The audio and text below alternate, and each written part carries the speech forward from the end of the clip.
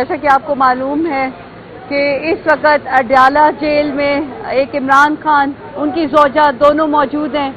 رمضان سے عدالتیں ختم ہیں، اس کے بعد ابھی جو بھی پیش رفت ہو رہی ہے وہ سست روی کی وجہ سے عمران خان، جو کہ اس وقت سب سے بڑی پارٹی کے وہ واحد لیڈر ہیں جو امت مسلمہ کی بات کرتے ہیں، پاکستانیت کی بات کرتے ہیں، یونائٹڈ کی بات کرتے ہیں، یونٹی فیتھ اینڈ ڈسپلن کی بات کرتے ہیں۔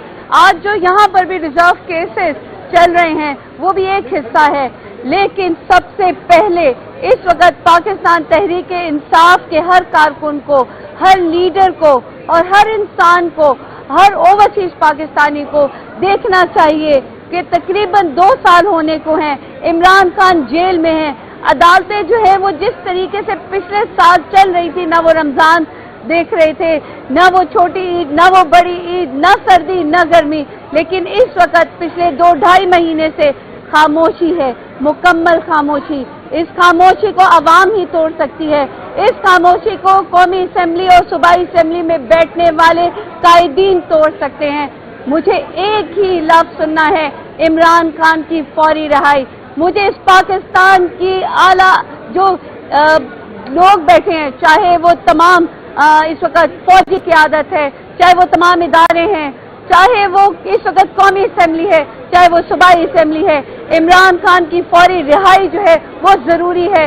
ہمارا وہ ایک ہی مطالبہ ہے کہ عمران خان کی فوری رہائی۔ آئینی بینچ نے جو حکومت کی طرف سے اور مسلم لیگ نون پیپلز پارٹی کی جانب سے ریویو کی درخواستیں دائر کی گئی ہیں مخصوص نشستوں کے معاملے میں، اس کی کارروائی آج شروع ہوئی۔ ایک طرح سے باضابطہ طور پہ آج پہلا دن تھا کارروائی کا، اور ہمارے سنی اتحاد کونسل کے وکیل جناب فیصل صدیقی صاحب نے بینچ کی تشکیل پر اعتراضات اٹھائے۔ ان کی جو اعتراضات والی درخواست تھی اس پہ آج کارروائی ہوئی ہے تقریباً 1.5 گھنٹہ، اور میں واضح کر دوں کہ وہ اعتراضات ہیں کیا، اور یہ اہم بات ہے۔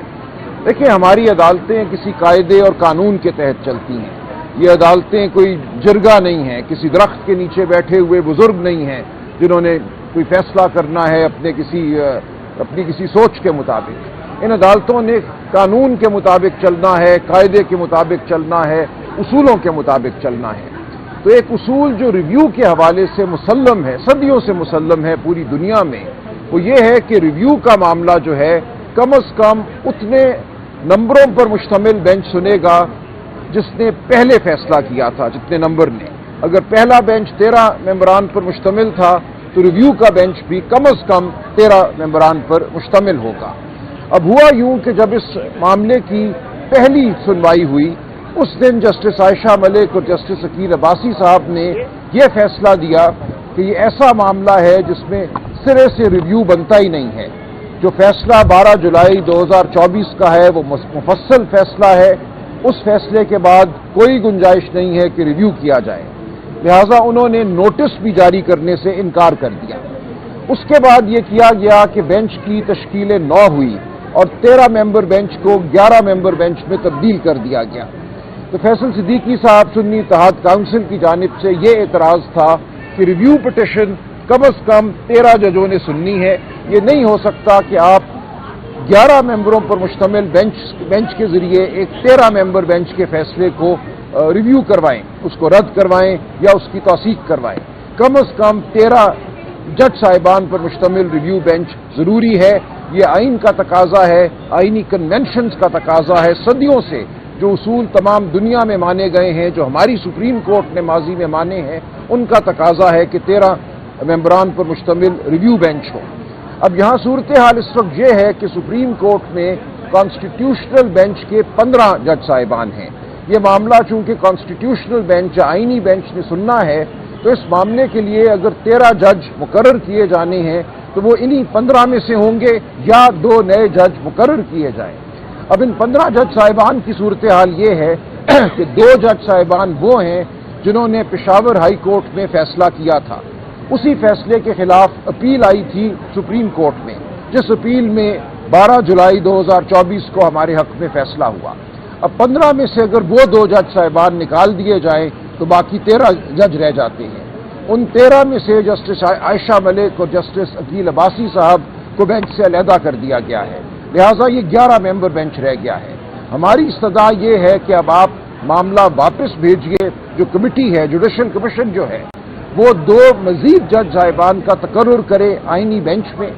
ان کے تقرر کے بعد جب دوبارہ 13 جج صاحبان میسر ہوں گے تو وہ 13 جج صاحبان اس ریویو کو سن پائیں گے۔ تب تک یہ ریویو کی کارروائی آگے نہیں بڑھ سکتی۔ یہ انتہائی اہم نقطہ ہے۔ اس کا فیصلہ اس آئینی بینچ کو ابتدائی نقطے کے طور پہ کرنا ہے کہ کیا یہ 11 ممبر بینچ اس کارروائی کو جاری رکھ سکتا ہے یا جاری نہیں رکھ سکتا۔ ہماری استدعا ہے کہ آپ کو پہلے 2 نئے جج صاحبان آئینی بینچ میں مقرر کرنے پڑیں گے، اس کے بعد یہ آئینی بینچ جب 13 ممبر بینچ بن جائے گا تو تب کارروائی شروع ہوگی، تب سنوائی ہو سکے گی۔ تو اس معاملے کا فیصلہ ہونا ہے ابتدائی عذر کے طور پہ۔ اگر یہ معاملہ ہمارے حق میں ہوتا ہے، جس کی ہم توقع رکھتے ہیں آئین کی بنیاد پہ، آئینی جو ہماری جو روایات ہیں ان کی بنیاد پہ، تو پھر اس بینچ کو منتشر ہونا پڑے گا، انتظار کرنا پڑے گا کہ 2 نئے جج صاحبان آئینی بینچ میں مقرر ہوں۔ جب وہ مقرر ہو جائیں گے تو پھر اثر نو کارروائی شروع کی جائے گی۔ تو یہ آج کی کارروائی کا حاصل ہے جو آج بحث کی گئی۔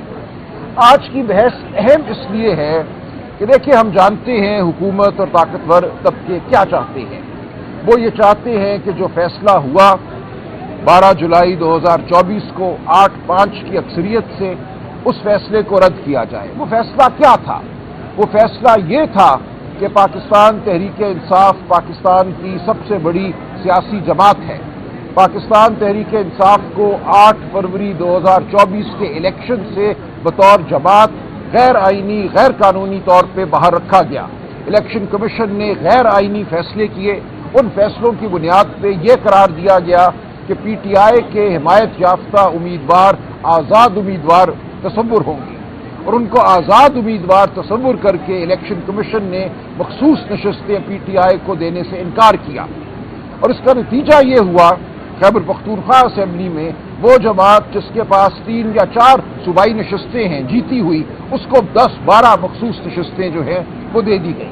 تو یہ ایک مکمل طور پہ غیر نمائندہ پارلیمان، غیر نمائندہ صوبائی اسمبلی کا وجود جو ہے وہ حاصل کرنے کی کوشش کی گئی۔